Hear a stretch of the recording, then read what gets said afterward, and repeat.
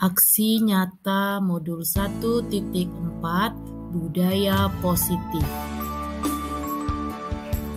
Salam guru penggerak. Perkenalkan, nama saya Lina Simbolon. Saya adalah calon guru penggerak angkatan 7 Kabupaten Kaur, Provinsi Bengkulu. Bapak Epian Guniri sebagai pengajar praktik angkatan 7 Kabupaten Kaur, Provinsi Bengkulu, dan Bapak Catur Urip Rosidi sebagai fasilitator angkatan 7. Rancangan tindakan untuk aksi nyata. Kegiatan pengimbasan budaya positif saya lakukan karena masih banyaknya miskonsepsi tentang hukuman dan penghargaan, dan belum adanya keyakinan kelas yang dibuat dan disepakati sebagai sebuah aturan di dalam kelas dan di dalam sekolah.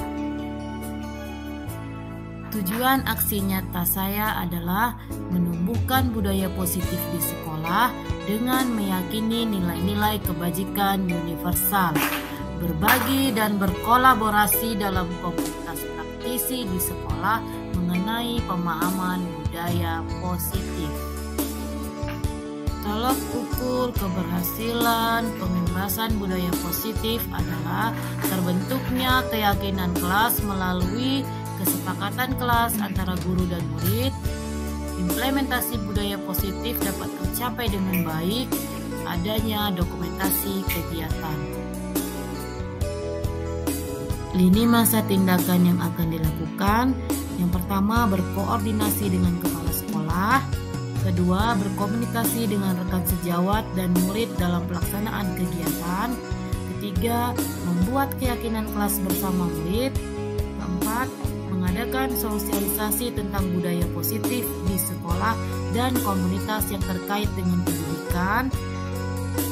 Kelima, mendokumentasikan seluruh kegiatan yang dilaksanakan. Dan yang keenam, melakukan refleksi setelah melakukan kegiatan pengimbasan. Dukungan yang dibutuhkan adalah yang pertama, dukungan dari kepala sekolah, rekan sejawat, murid, dan seluruh warga sekolah dalam mengimplementasikan budaya positif. Kedua, sarana dan prasarana sekolah untuk menumbuhkan budaya positif. Dan yang ketiga, dukungan orang tua dalam upaya melaksanakan budaya positif di rumah. Penerapan budaya positif dengan melaksanakan budaya 5S sesuai dengan keyakinan sekolah. Penerapan budaya positif dengan melaksanakan budaya 5S sesuai dengan keyakinan sekolah. Penerapan budaya positif dengan melaksanakan pembiasaan menjaga kebersihan lingkungan sekolah dan menjaga keindahan sekolah.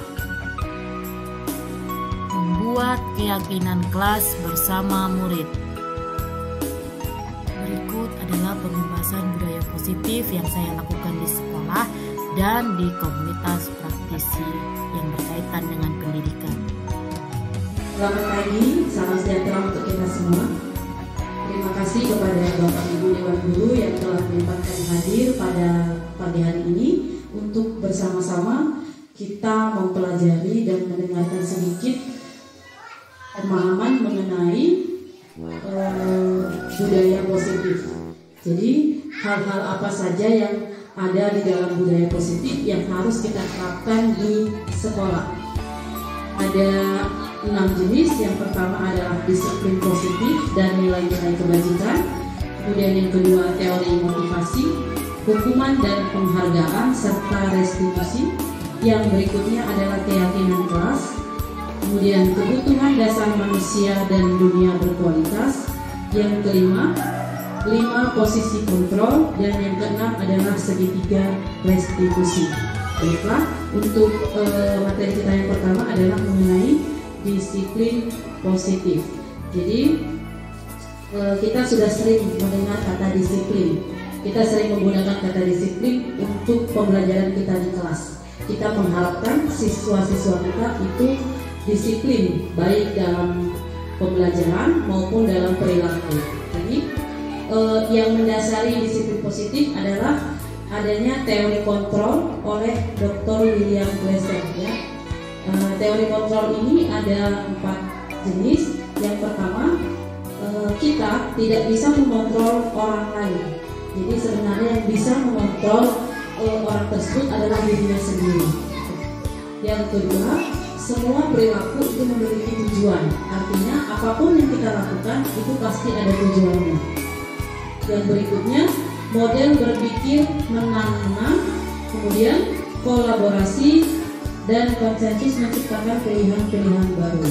Yang keempat, realitas atau kebutuhan dari setiap kita itu berbeda. Jadi kita berusaha memahami pandangan orang lain tentang dunia, karena setiap orang memiliki gambaran tentang dunianya masing-masing. Nah, itu adalah bagaimana kita belajar mengontrol diri dengan menggali potensi yang ada pada diri kita. Tujuannya agar kita dapat mencapai tujuan mulia yang kita harapkan, yaitu apa yang kita jadikan tujuan kita adalah menjadi seseorang yang kita inginkan berdasarkan nilai-nilai yang kita hargai. Jadi itu adalah secara garis besar adalah makna disiplin. Oke, kita lanjut. Itu tadi mengenai disiplin ya. Nah, kemudian di materi berikutnya, disiplin itu berasal dari bahasa Latin ya, disiplina yang artinya belajar. Makna asal dari kata ini berkonotasi dengan disiplin diri dari murid-murid Socrates dan Plato. Disiplin diri ini tadi sudah saya sampaikan di awal adalah tujuan untuk menggali potensi yang dimiliki untuk mencapai tujuan yang mulia, yaitu nilai-nilai yang kita hargai. Namun makna kata disiplin dapat berubah ketika kita memaksakan kedisiplinan tersebut cenderung kepada tujuan untuk mendapatkan kepatuhan. Jadi kita sering memaksakan anak untuk mengikuti kehendak kita. Maksudnya kehendak kita harus seperti ini dan harus seperti itu. Jadi itu. Kemudian akhirnya akan muncul ketidaknyamanan. Artinya sesuatu hal yang dipaksakan nanti akan menghasilkan hal-hal yang terpaksa juga. Artinya mungkin pada saat kita memerintah hari itu anak akan menurut. Ya. Tetapi ketika hari berikutnya seandainya ada sesuatu kita tidak masuk, nah bisa jadi anak tersebut akan mengulangi perbuatannya. Jadi itu kalau dia merasa terpaksa, artinya tidak ada dari dalam diri masing-masing. Oke, lanjut ke materinya mengenai nilai-nilai kebajikan dimiliki manusia. Tujuannya adalah untuk mencapai tujuan mulia tadi. Nah, apa saja nilai-nilai tersebut bersifat universal, artinya bersifat umum ya. Dalam berbagai lintas bahasa, suku bangsa, agama maupun latar belakang. Nah, jadi sesuai dengan teori kontrol tadi bahwa setiap perilaku atau perbuatan manusia itu pasti ada tujuannya, baik secara sadar ataupun tidak sadar. Kemudian jadi ada kaitan antara nilai-nilai kebajikan dengan motivasi. Artinya ketika kita ingin melakukan sesuatu pasti ada motivasi dari dalam diri. Misal, apakah motivasinya itu untuk mendapatkan pujian, atau motivasinya supaya tidak kena hukuman, atau memang merasa bahwa itu memang harus dilakukan, kesadaran diri seperti itu. Nah, nilai-nilai kebajikan yang saat ini sedang digaungkan khususnya di dunia pendidikan adalah yang sering dikenal dengan profil pelajar. Itu diharapkan setiap siswa atau murid yang dihasilkan akan dapat mencapai profil pelajar Pancasila. Ada 6 isinya, yaitu beriman, bertakwa kepada Tuhan Yang Maha Esa dan berakhlak mulia. Kemudian mandiri, bernalar kritis, berkebinekaan global, bergotong royong dan kreatif. Jadi ke-6 nilai ini diharapkan muncul dari anak-anak kita nanti yang akan lulus dari pendidikan yang saat ini sedang mereka jalani.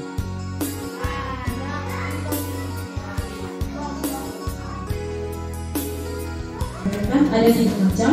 Yang pertama, untuk menghindari ketidaknyamanan atau hukuman. Ada kalanya anak atau murid melakukan apa yang kita mau supaya dia tidak kena hukum. Nah, kemudian ada juga anak tersebut melakukan apa yang kita perintahkan adalah supaya mendapatkan imbalan, ya, atau penghargaan. Jadi kedua motivasi tersebut adalah motivasi eksternal atau motivasi yang berasal dari luar. Nah, motivasi yang paling baik adalah yang ketiga, yaitu melakukan sesuatu adalah untuk menghargai diri sendiri. Artinya itu motivasi internal. Artinya itu adalah tujuan disiplin positif. Jadi misal kita anak-anak ini misalnya rajin datang ke sekolah, itu motivasinya apa? Seperti itu. Apakah dia ingin mendapat penghargaan atau dia menghindari hukuman, atau yang ketiga adalah menghargai diri sendiri. Jadi tujuannya adalah supaya setiap anak dan setiap kita juga memahami bahwa dari perilaku kita tujuan atau motivasinya adalah untuk menghargai diri sendiri. Berikutnya, ajak murid untuk memperbaiki kesalahan mereka sehingga mereka bisa kembali kepada kelompok mereka dengan karakter yang lebih kuat. Jadi dalam restitusi ini lebih dititikberatkan kepada kolaborasi untuk mengajarkan murid untuk mencari solusi. Jadi tujuannya menekankan supaya setiap masalah itu harus dicari solusinya terlebih dahulu, supaya nanti setelah masalah itu diselesaikan, anak tersebut akan kembali ke lingkungannya masing-masing, gitu. Tidak akan mengulangi lagi seperti itu. Yang kedua, untuk memperbaiki hubungan.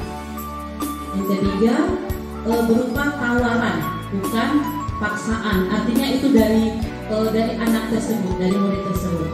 Kemudian restitusi menuntut untuk melihat ke dalam diri. Jadi tindakan yang dilakukan itu apa dasarnya. Kemudian restitusi diri adalah cara yang paling baik. Kemudian restitusi fokus pada karakter, bukan tindakan. Restitusi itu fokus pada solusi, seperti yang saya sampaikan, menitik beratkan kepada mencari solusi secara bersama. Sehingga nanti ketika ada murid yang berbuat salah, dia akan bisa kembali lagi kepada kelompoknya, bermain, belajar seperti biasa. Materi berikutnya adalah mengenai keyakinan kelas. Jadi keyakinan kelas ini termasuk ke dalam budaya positif, yaitu ada yang paling kecil lingkarannya adalah peraturan kelas. Nah, di atas peraturan kelas ada keyakinan kelas. Berikutnya adalah lingkungan positif, artinya lingkungan atau tempat yang bentuk pendidikan. Kemudian terciptalah budaya positif. Jadi yang paling kecil adalah peraturan kelas. Kalau peraturan itu kan cenderung satu arah, gitu. Tapi kalau keyakinan kelas itu diupayakan adalah disepakati secara bersama-sama antara guru dengan murid. Kebiasaan-kebiasaan positif atau yang sering disebut dengan budaya positif. Misalnya saja kalau budaya positif itu yang paling mudah dan paling sering dilaksanakan adalah kegiatan 5S, ya, 5S atau udah banyak ada 7S. Jadi 5S itu misalnya senyum, salam, sapa, sopan, dan santun. Itu yang paling mudah dilakukan.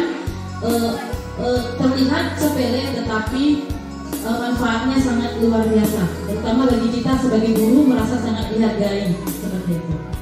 Jadi terlihat seperti tidak begitu penting, padahal itu sangat penting. Itu di awal kita sekolah, termasuk sekolah misalnya, gitu. Kemudian kita kembali ke materi kita, membedakan antara peraturan dan keyakinan kelas.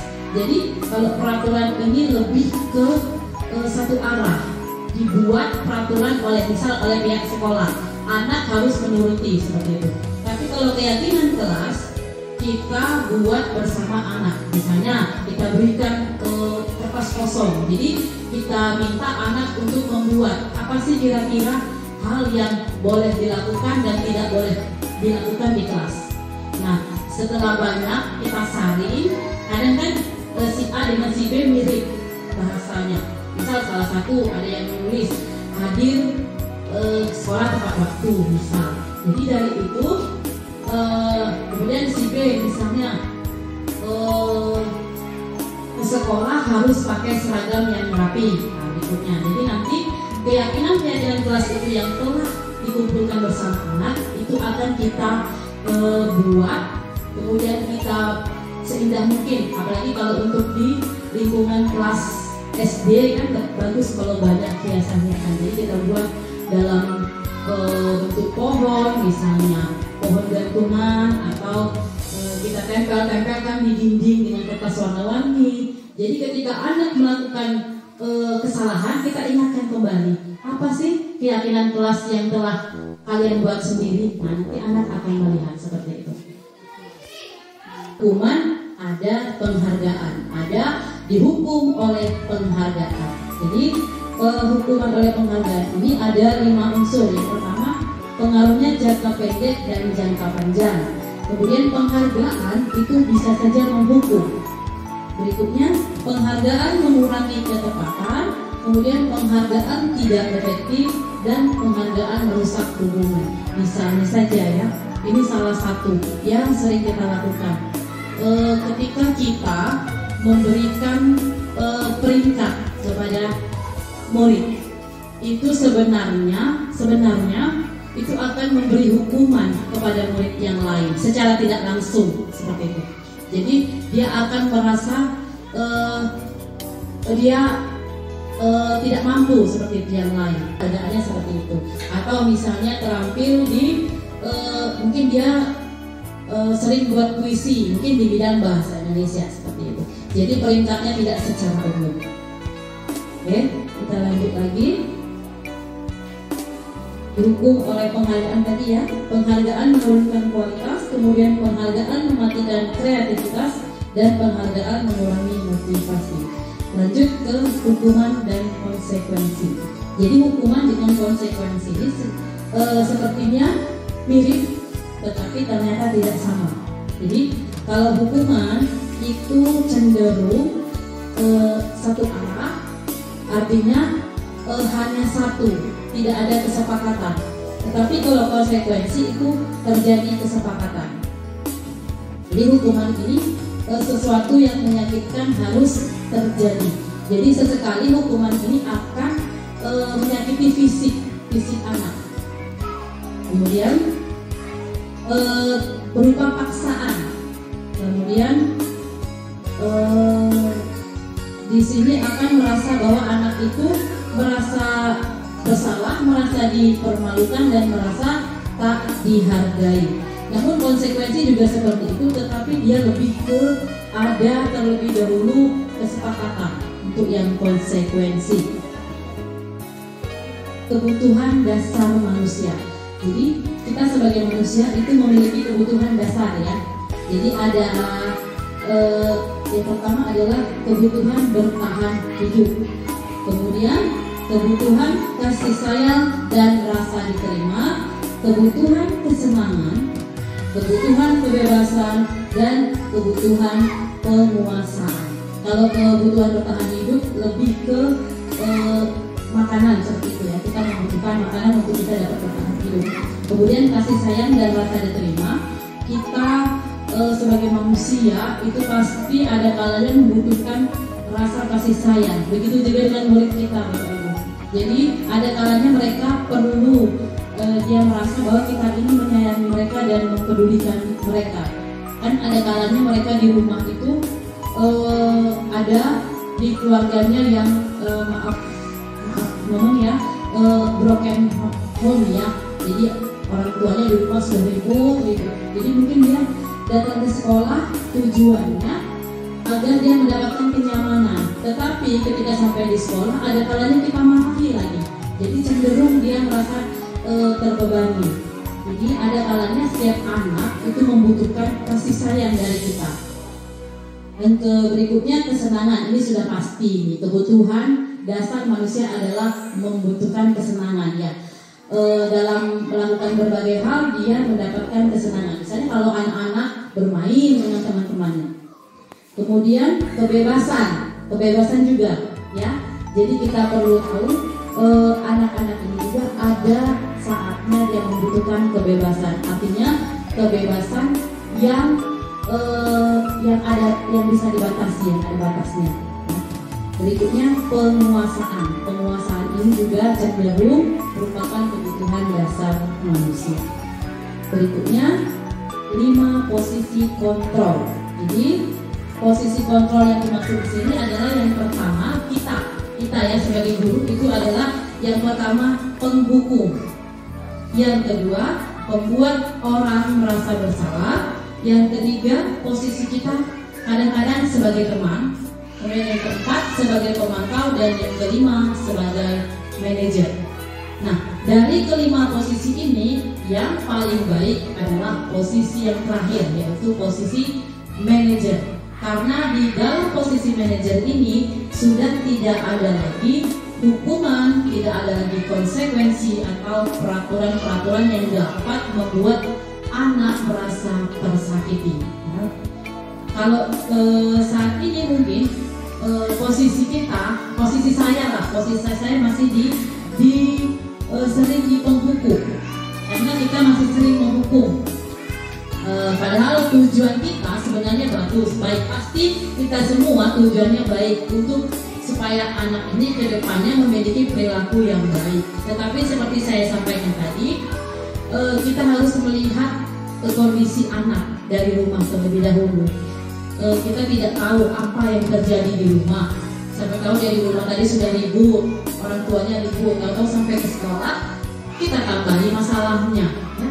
Jadi sering ada anak-anak yang kalau sudah kepalanya penuh dengan masalah-masalah, itu sudah pasti mau seperti apapun kita cara mengajar, tidak akan sampai apa yang kita sampaikan. Jadi tujuannya adalah kita membuat anak nyaman, ya. Dari bahasa juga ya. Misalnya kalau menghukum ini sering cenderung ke menghardik, menunjuk-nunjuk, kemudian sering kita paksa. Nanti kalau kamu tidak melakukan itu, awas ya, nanti ada hukumannya. Seperti itu sering ya. Kemudian kalau yang kedua, membuat orang merasa bersalah. Ini biasanya orang-orang yang pintar-pintar ngomong ini. Misalnya dia mengatakan, kamu seharusnya kan sudah tahu, jadi harusnya seperti ini. Kemudian ibu kecewa karena kalian seperti ini begitu. Jadi kita itu seolah-olah membuat anak tersebut merasa bersalah. Kemudian sebagai teman, ya berarti kita posisinya bagaimana memposisikan kita sebagai teman kepada siswa. Kemudian pemantau ini hanya menghitung atau mengukur ya. Tetapi di sini masih ada konsekuensi atau hukuman. Yang terakhir adalah manajer. Jadi kalau manajer ini benar-benar memang tujuannya adalah untuk mencapai disiplin positif, di mana anak bisa menghargai diri sendiri tadi. Kalau yang penghukum dan pembuat orang merasa bersalah itu masih untuk menghindari hukuman, motivasinya tadi. Tetapi kalau yang sebagai teman dan pemantau adalah mengharapkan imbalan atau ketergantungan pada orang lain. Dengan kamu, saya kecewa sekali dengan kamu itu membuat orang merasa bersalah. Kamu tidak pernah benar melakukannya. Nah, itu berarti cenderung ke penghukum. Ayolah, lakukan demi ibu atau bapak. Itu berarti sebagai teman. Kemudian, apakah kamu mau mendapatkan stiker bintang hari ini? Itu sebagai pemantau. Kemudian, bagaimana kamu bisa menyelesaikan masalah ini? Itu ke manajer. Jadi lebih ada tawaran, tidak ada paksaan. Kemudian, kamu selalu yang paling terakhir itu penghukum. Jadi dari kata-kata ini kita sudah tahu kita kadang-kala sering melakukan ini, tetapi tujuannya adalah untuk yang kebaikan sebenarnya. Kemudian berikutnya yang terakhir adalah segitiga restitusi. Ini adalah salah satu cara untuk menyelesaikan apabila ada masalah di sekolah, masalah terhadap anak. Jadi yang pertama yang dilakukan adalah menstabilkan identitas. Jadi kita terlebih dahulu menstabilkan identitas anak. Misalnya dengan kita mengatakan setiap orang pasti pernah melakukan kesalahan. Jadi kita stabilkan dulu. Jangan terus kita panggil terus kita marah. Kita stabilkan dulu. Terus kamu bukan satu-satunya orang yang pernah melakukan ini, seperti itu. Jadi kita stabilkan. Lalu yang kedua, kita validasi kebutuhan. Caranya adalah kamu tentu punya alasan kenapa kamu melakukan hal itu. Kemudian kira-kira adakah cara yang lebih efektif untuk mendapatkan apa yang kamu butuhkan? Kita validasi dulu kebutuhannya apa. Baru yang terakhir adalah menanyakan keyakinan. Nah, keyakinan yang telah kita sepakati tadi apa? Kira-kira yang kamu lakukan ini itu akan melanggar atau tidak dari keyakinan. Misal, masalahnya adalah dia ke sekolah tidak pakai seragam. Nah, sementara di keyakinan tadi sudah ada kesepakatan bahwa harus memakai seragam. Nah, jadi kita tanyakan, apakah kalian tahu apa yang kalian lakukan ini sudah melanggar atau tidak sesuai dengan keyakinan kelas tadi, seperti itu. Nah, jadi di situ nanti baru ditanyakan kira-kira di keyakinan ya, dengan keyakinan kira-kira solusi apa yang bisa kalian lakukan untuk menyelesaikan masalah ini, seperti itu. Jadi dengan melaksanakan segitiga restitusi diupayakan untuk dapat menyelesaikan masalah tanpa mendapatkan masalah lagi, dan diharapkan anak-anak bisa menyadari dengan kesalahan yang telah dia lakukan. Jadi intinya dari pembelajaran budaya positif adalah mengharapkan kepada seluruh warga sekolah, mulai dari siswa sampai ke pimpinan sekolah. Jadi itu ada kerjasama yang baik, kolaborasi yang baik untuk menciptakan lingkungan yang positif, yang nyaman, supaya pembelajaran yang terjalin juga pembelajaran yang menyenangkan. Jadi itu saja yang bisa saya sampaikan pada hari ini. Mudah-mudahan bisa bermanfaat bagi kita semua. Lebih dan kurang saya mohon maaf. Terima kasih. Selamat pagi dan salam sejahtera untuk kita semua. Untuk kita semua, terima kasih kepada rekan-rekan guru yang sudah menyediakan waktunya untuk mendengarkan pemaparan sedikit dari saya mengenai pemahaman saya tentang budaya positif. Jadi di dalam pemaparan saya nanti ada beberapa informasi yang ingin saya sampaikan dan saya peroleh dari pembelajaran saya selama mengikuti kegiatan studi penggerak.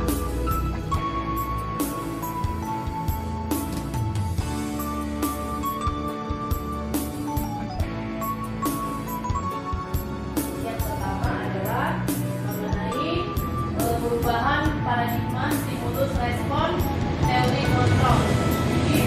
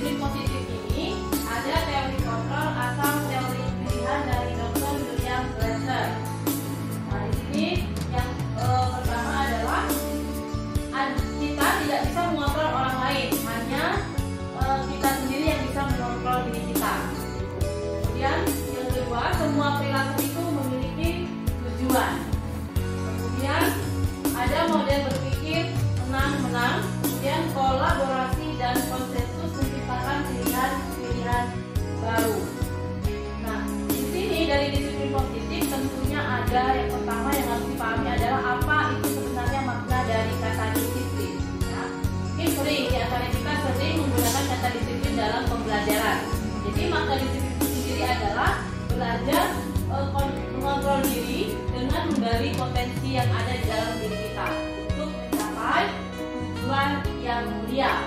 Yaitu apa tujuannya? Menjadi seseorang yang kita inginkan berdasarkan nilai-nilai yang kita hargai. Nah, berkaitan dengan ini ada teori motivasi. Ada yang pertama, saat kita melakukan sesuatu atau mencapai tujuan kita dengan disiplin, pasti ada teori motivasi yang kita miliki. Nah, yang salah satu, kita melakukan hal itu untuk menghindari hukuman, kemudian untuk mendapatkan imbalan. Yang kedua, jadi itu adalah motivasi ekstrinsik. Kemudian berikutnya adalah untuk menghargai diri sendiri. Apa saja menghargai diri sendiri? Yaitu dengan menunjukkan nilai-nilai kebajikan universal, keyakinan kelas. Kemudian selain teori motivasi tadi, ada juga 5 posisi kontrol kita sebagai pendidik. Ya, yang pertama yaitu sebagai penghukum. Artinya kita itu sebagai pendidik, sebagian kecil sering melakukan hukuman terhadap murid. Misalnya anak yang terlambat kita hukum disuruh berlari misalnya keliling seperti itu. Kemudian yang kedua, ada juga guru yang berada di posisi sebagai pembuat rasa bersalah. Jadi dia itu seolah-olah membuat pertanyaan atau menyampaikan sesuatu kepada murid sehingga membuat murid ini supaya merasa bersalah seperti itu. Jadi yang kedua, yang ketiga, ada kalanya seorang pendidik itu posisinya sebagai teman. Artinya dia memposisikan beliau sebagai teman dengan muridnya. Artinya dengan bahasa yang layaknya sebagai teman. Kemudian sebagai pemantau. Pemantau ini lebih ke dia hanya memantau anak seperti itu. Tapi masih tetap ada seperti konsekuensi atau sanksi di dalamnya. Nah, posisi yang paling baik adalah di posisi yang kelima, yaitu posisi manajer. Nah, posisi ini sebenarnya yang akan diupayakan untuk kita capai sebagai seorang pendidik, yaitu dengan menerapkan suatu segitiga restitusi. Artinya segitiga restitusi ini adalah suatu solusi untuk menyelesaikan permasalahan-permasalahan yang kita hadapi terhadap murid kita di sekolah. Ya, ada 3 macam. Caranya yang pertama adalah menstabilkan identitas. Artinya saat kita menghadapi murid, kita panggil, kita tanya-tanya dulu, kita stabilkan dulu identitasnya. Jangan langsung kamu begini ya. Jadi yang pertama adalah kita stabilkan dulu identitasnya anak tersebut. Kemudian kita validasi kebutuhannya atau validasi tindakannya. Lalu yang terakhir adalah menanyakan keyakinan. Nah, itu kalau kita sebagai pendidik. Nah, ada kalanya sebagai manusia kita juga memiliki kebutuhan dasar. Antara lain yang pertama pastinya adalah kebutuhan bertahan hidup. Itu sudah pasti. Semua manusia pasti memiliki kebutuhan dasar bertahan hidup. Kemudian yang kedua adalah penguasaan. Ada juga kebutuhan dasar manusia adalah penguasaan atau menguasai. Kemudian yang ketiga, kasih sayang dan rasa diterima. Itu juga ada di diri kita masing-masing. Keempat, kesenangan, dan yang kelima adalah kebebasan. Jadi tadi makna disiplin tadi adalah berasal dari bahasa Latin disiplina yang artinya belajar. Maknanya adalah berkonotasi dengan disiplin diri dari murid-murid Socrates dan Plato. Jadi disiplin diri membuat orang menggali potensinya menuju sebuah tujuan, yaitu nilai-nilai apa yang dia hargai. Ya. Namun dalam budaya kita, makna disiplin telah berubah menjadi sesuatu yang harus dilakukan oleh seseorang untuk melakukan kepatuhan. Kita sering menggunakan kata disiplin itu, kita buat peraturan supaya anak disiplin. Artinya itu adalah untuk mendapatkan suatu kepatuhan. Namun akhirnya akan terjadi ketidaknyamanan. Artinya dengan seperti itu kan mungkin kemungkinan anak-anak menjadi seperti terpaksa, tidak juga tumbuh kesadarannya. Kemungkinan besar suatu saat akan mengulanginya lagi seperti itu. Jadi bukan tujuan mulia tadi yang dicapai oleh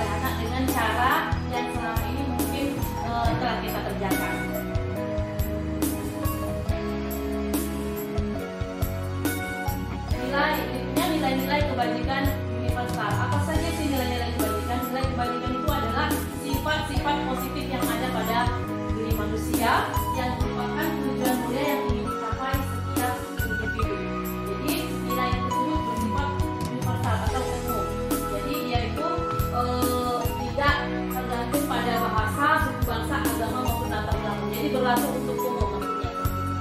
Jadi intinya setiap perilaku atau perbuatan itu memiliki suatu tujuan. Pasti apa yang kita lakukan secara tidak langsung maupun langsung pasti ada tujuannya.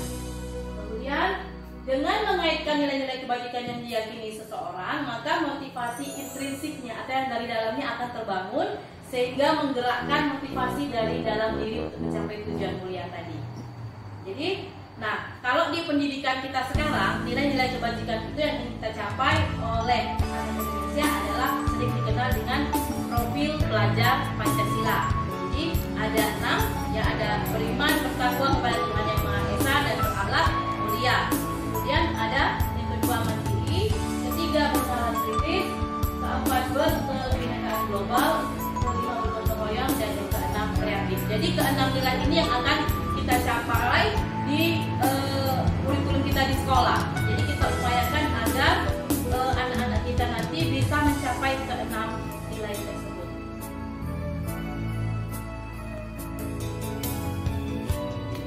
Teori motivasi tadi sudah saya jelaskan lebih sedikit.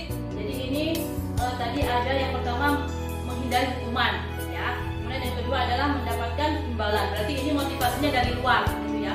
Kemudian yang ketiga untuk menghargai diri sendiri, itu berarti dari dalam diri kita. Jadi kita melakukan sesuatu, apakah itu menghindari hukuman atau supaya mendapat imbalan atau menghargai diri kita sendiri.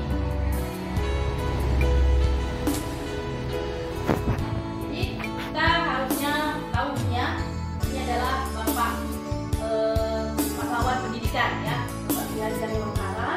Bapak ini begitu banyak ilmunya yang dalam dunia pendidikan, sehingga beliau dinobatkan sebagai Bapak Pendidikan Nasional. Pemikirannya banyak. Ini menyatakan bahwa merdeka itu artinya tidak hanya terlepas dari perintah, akan tetapi juga cakap buat memerintah diri sendiri. Itu pernyataan dari Dian dari Mangkara dalam konvensi kesadaran sikap merdeka pegangan kelima 2013 halaman 49 dan seterusnya. Tadi sudah sedikit dibahas tentang restitusi. Apa sih restitusi?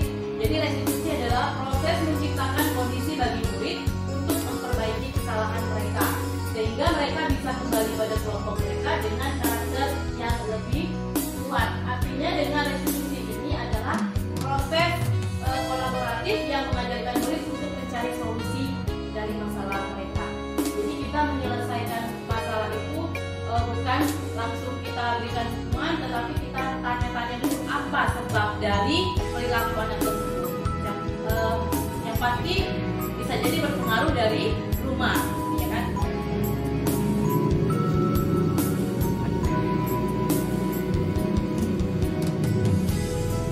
Jadi ciri restitusi yang pertama bukan untuk menebus kesalahan, namun untuk belajar dari kesalahan. Jadi kalau anak belajar dari kesalahan, murid belajar dari kesalahan, sehingga kecenderungan untuk mengulangi kesalahannya lagi itu akan semakin kecil. Yang kedua, memperbaiki hubungan. Ketiga, tawaran bukan paksaan. Kemudian restitusi menuntut untuk melihat ke dalam diri, lalu mencari kebutuhan dasar yang mendasari tindakan. Artinya apa yang mendasari dia mungkin dari rumah ada masalah di rumah, jadi yang mendasari perilaku dia di sekolah itu apa. Kemudian restitusi diri adalah cara yang paling baik. Kemudian restitusi itu fokus pada karakter bukan tindakan. Kemudian fokus pada solusi, dan yang terakhir adalah mengembalikan murid yang berbuat salah pada kelompoknya. Ini adalah keyakinan kelas. Keyakinan kelas itu apa? Jadi keyakinan kelas itu adalah suatu kesepakatan antara kita dengan murid kita mengenai pembelajaran apa, kemudian cara belajar seperti apa yang dia harapkan dan dia inginkan. Diharapkan dengan adanya keyakinan kelas, murid-murid kita itu pasti akan terbangun. Artinya bukan peraturan itu bukan hanya dari kita. Jadi kita berikan kesempatan kepada murid kita untuk menyampaikan apa yang dia mau. Misalnya kita sampaikan, oke anak-anak selama 1 semester ini apa yang akan kita lakukan. Misal si anak ini Bu harus memakai seragam yang rapi. Nah, itu kan dari anak munculnya misalnya. Jadi dia tidak merasa terpaksa kalau kita, kecuali kita yang harus menyampaikan. Kadang-kadang kalau kita yang harus menyampaikan, itu yang akan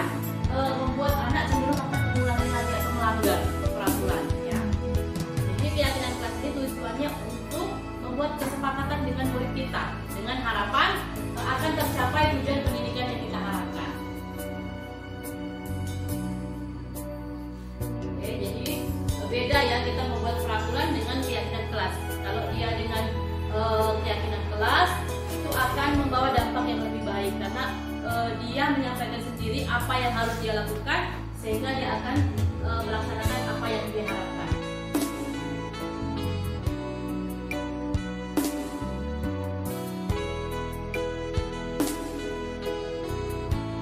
Seperti ini ya. Di sini ada beda. Kita sering ya nggak tahu yang mana hukuman, yang mana konsekuensinya.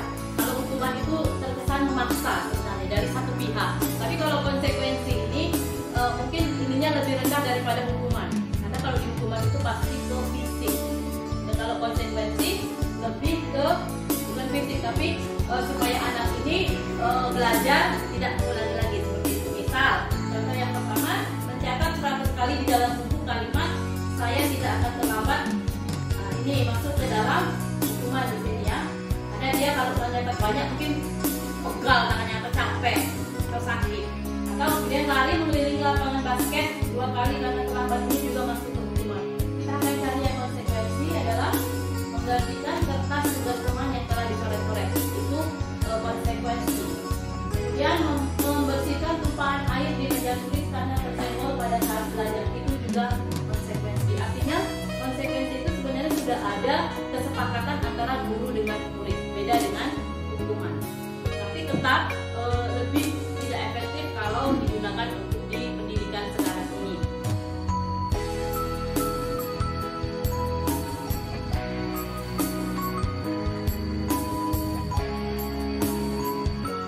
Ini yang lebih jelas adalah 5 fungsi kontrol ya. Yang pertama sebagai penghukum. Penghukum tadi kesannya ya seperti kita menghukum, yaitu ciri-cirinya apa? Menghardik, menunjuk, menyakiti dan menyindir. Kalau membuat orang merasa bersalah, berceramah, ya sering berceramah. Kalau sebagai teman ya sebagai kita posisi kita sebagai teman, membuatkan alasan-alasan untuk muridnya. Kemudian memantau, menghitung dan mengukur. Kalau manajer mengajukan pertanyaan-pertanyaan. Yang lebih baik saat ini posisinya adalah manajer, karena di sini kita diajarkan supaya tidak ada lagi hukuman, tidak ada lagi konsekuensi, tapi bagaimana cara kita terhadap murid sehingga murid itu bisa tetap mencapai disiplin positif tadi dan mencapai tujuan dia.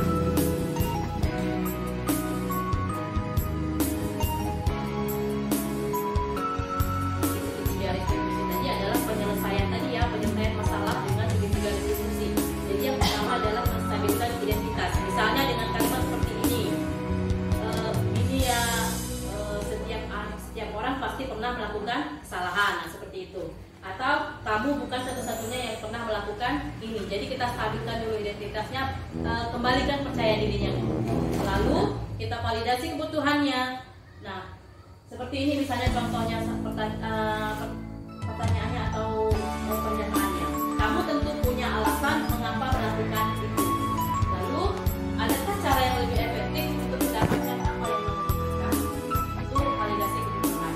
Selanjutnya adalah menanyakan keyakinan. Setelah dia stabil, setelah dia mulai merasa percaya diri dengan apa yang telah dia lakukan tadi, maka kita tanyakan keyakinan. Kamu masih ingat bahwa kita sudah ada kesempatan di kelas terlebih dahulu? Jadi kita yakin. Kira-kira kalau yang kamu lakukan ini melanggar atau tidak dengan keyakinan kelas yang telah kita sepakati? Jadi atau kamu ingin menjadi orang seperti apa? Jadi kita bisa menentukan keyakinan yang seperti itu dengan harapan anak tersebut akan kembali ke kelompoknya dengan baik ya, seperti itu. Jadi kebanyakan anak-anak yang sudah membuat kesalahan kan takut kepada kembali ke kelompok. Jadi itu tadi beberapa penyampaian dari saya mengenai budaya positif yang perlu kita terapkan di sekolah. Jika ada pertanyaan, silakan.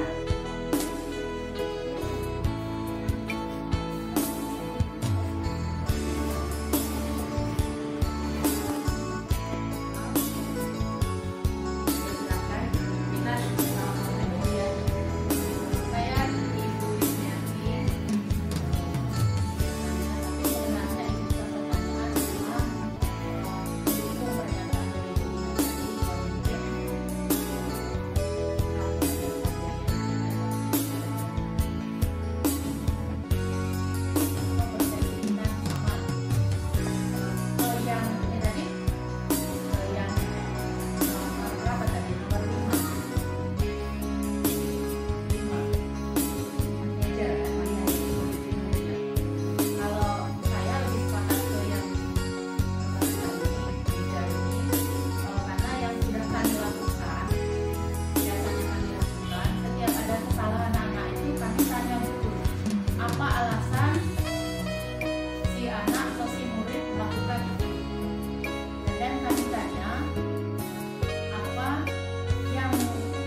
kamu dapat, apa yang bisa kamu peroleh, atau yang menguntungkan atau merugikan.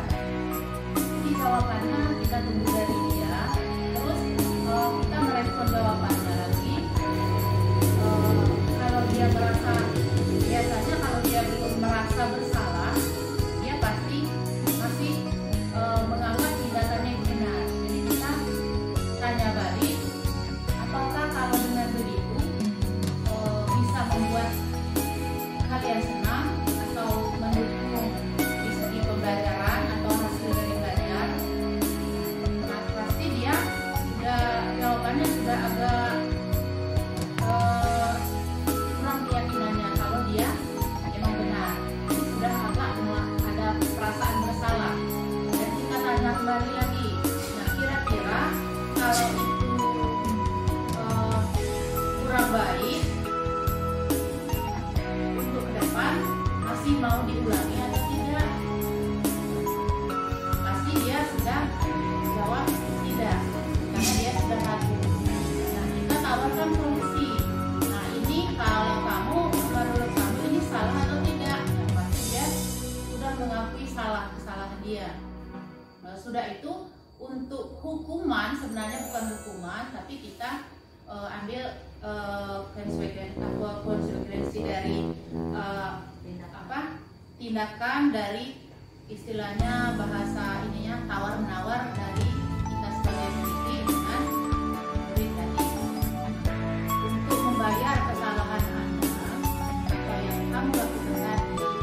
Kira-kira menurut kamu atau menurut Anda apa yang wajar kamu lakukan untuk membayar atau menebus kesalahan tadi? Jadi kita sebagai guru atau pendidik tidak memberikan hukuman atau tidak menjatuhkan sepihak apa hukuman yang kita berikan. Dan di situ juga ada keuntungan bagi kita, karena apa sifatnya hukuman tadi bukan kita yang menentukan sepihak. Nah, seandainya ada terjadi apa-apa, misal ada terjadi cedera karena ketidaksengajaan, nah, tapi karena sifatnya hukuman tadi dari kita bisa dituntut. Nah, karena sudah kesepakatan, bisa walau yang dilakukan si anak tadi tidak membuat dia cedera, tapi dengan secara kebetulan karena mungkin ada dia tidak suatu penyakit atau karena dalam keadaan dia dihukum ada kejadian yang tidak baik, jadi kita sebagai pendidik tidak. Nah, karena hukuman yang kita atau konsekuensi yang diterima oleh anak tadi dilakukan berdasarkan kesepakatan antara guru dan murid, bukan yang dijatuhkan oleh guru secara sepihak. Jadi menurut saya itu dari pemaparan Ibu Rina tadi sangat cocok kita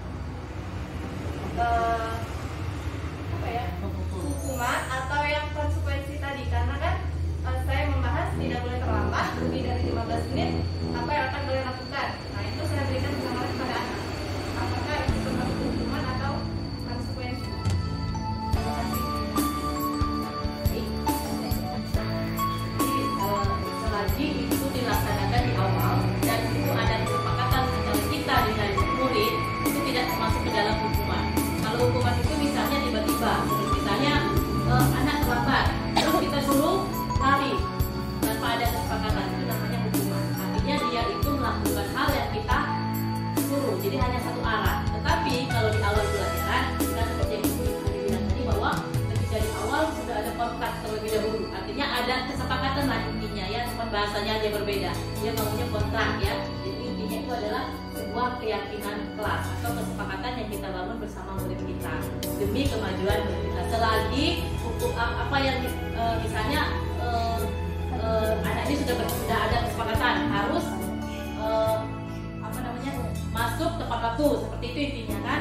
Nah, tapi ketika dia tidak tepat waktu, apa konsekuensi atau apa pengaruhnya kepada anak? Nah, selagi tidak membuat seperti yang disampaikan ibu tadi, selagi itu kesepakatan bersama dan tidak membuat anak cedera, itu sebenarnya tidak masuk dalam hubungan. Artinya dia ada kesepakatan di kelas. Jadi kita sama-sama mengupayakan pendidikan yang sesungguhnya yang saat ini sedang kita hadapi bersama, yaitu untuk mencapai kurikulum merdeka. Di dalam itu artinya anak merdeka, kita juga merdeka dalam belajar. Artinya kita tidak lagi dibebani dengan hal-hal yang terlalu berat. Seperti itu intinya dari pemerintah ingin mencanangkan itu kurikulum merdeka belajar. Seperti itu. Baik, mungkin itu saja pertanyaannya ya. Tidak ada lagi? Oh ya, silakan. Apakah dengan tes ini dapat diberikan mengenai posisi ya Pak Eko ya? Jadi tadi kan posisi itu adalah kalangannya ada tiga macam. Ada kita stabilkan dulu identitas anak, artinya kita tanya dulu anak itu. Siapa tahu dia memang ada permasalahan yang dari rumah yang sudah dibawa ke sekolah sehingga memacu. Misalnya anak ini datang ke sekolah pakai sendal, padahal harusnya pakai sepatu. Siapa tahu ada yang lain, permasalahan yang lain yang sudah membuat dia memakai sendal di sekolah. Jadi kita tanya dulu. Kemudian yang kedua baru kita validasi, benar nggak sih tindakan kamu ini kalau ke sekolah pakai sendal? Pasti dia akan menjawab nanti. Pasti dia bilang tidak Bu, tidak Pak, saya merasa bersalah. Pasti seperti itu jawabannya. Karena kita sudah terlebih dahulu kita tanya dulu awalnya. Baru nanti ada menanyakan keyakinan.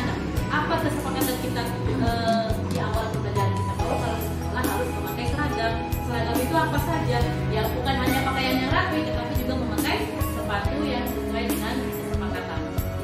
Jadi menurut saya dengan menerapkan segitiga restitusi untuk menyelesaikan permasalahan di kelas ataupun di sekolah itu sangat efektif karena tidak akan merugikan kita dan tidak akan merugikan murid kita. Artinya sama-sama kita dengan murid sama-sama merasa lega, sama-sama merasa senang. Itu jawabannya. Rasanya sudah tidak ada lagi pertanyaan. Baik, terima kasih banyak. Itu tadi menyampaikan sedikit mengenai budaya positif.